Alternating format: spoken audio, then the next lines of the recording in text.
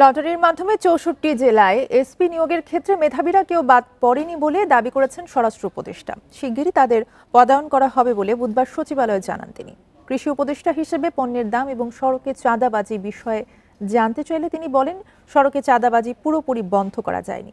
গ্যাসের দাম বাড়লেও সারের দাম বাড়ছে না বলে প্রতিশ্রুতি দেন তিনি। ত্রয়োদশ জাতীয় সংসদ নির্বাচনে দায়িত্ব পালনের জন্য সোমবার ৬৪ জেলার পুলিশ সুপারকে লটারির মাধ্যমে রদবদল করা হয়। আইনশৃঙ্খলা পরিস্থিতি ও জেলার নিরাপত্তা বিবেচনায় এসপি নিয়োগে ৩টি ক্যাটাগরি করা হয়। বুধবার সচিবালয়ে এক সংবাদ সম্মেলনে সাংবাদিকদের প্রশ্নের জবাবে একথা জানান স্বরাষ্ট্র ও কৃষি উপদেষ্টা।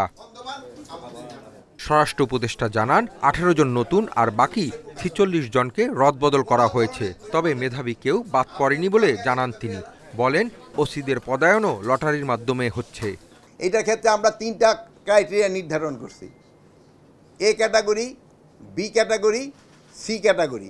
এটা করা হয়েছে জেলার আয়তনের বেসিস না, আমরা ওই আইন শৃঙ্খলা পরিস্থিতির উপর নির্ভর করে এবং ওই জেলাগুলি নির্ধারণ করে তারপর আমরা এসপিদেরও ওইরকম কর্তৃক আরে করে দিব। তিনি বলেন, পর্যাপ্ত সার মজুদ থাকলেও কিছু কিছু দুর্নীতিবাজ বিভিন্ন জায়গায় সারের দাম বাড়ায়।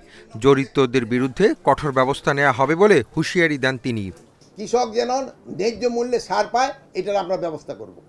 কোনো অবস্থায় আমাকে নির্ধারিত মূল্যের চেয়ে 1 পয়সাও যেন বেশি নিতে না পারে। আর আপনারা অনেকে জানেন যে গ্যাসের দাম বাড়াইছে। গ্যাসের দামের সাথে সারের দামের কোনো সম্পর্ক নেই। সারের দাম আগে যা ছিল এখনও তা আছে এবং ভবিষ্যতেও তা থাকবে। উপদেষ্টা বলেন, দেশে পেঁয়াজের কোনো সংকট নেই। ব্যবসায়ীরা পেঁয়াজ আমদানি করতে সরকারের ওপর চাপ প্রয়োগ করতে আদালতে গেলেও কৃষকদের কথা ভেবে পেঁয়াজ আমদানি করতে দেওয়া হয়নি। Hasif Mahmud Shah, independent news, Dhaka.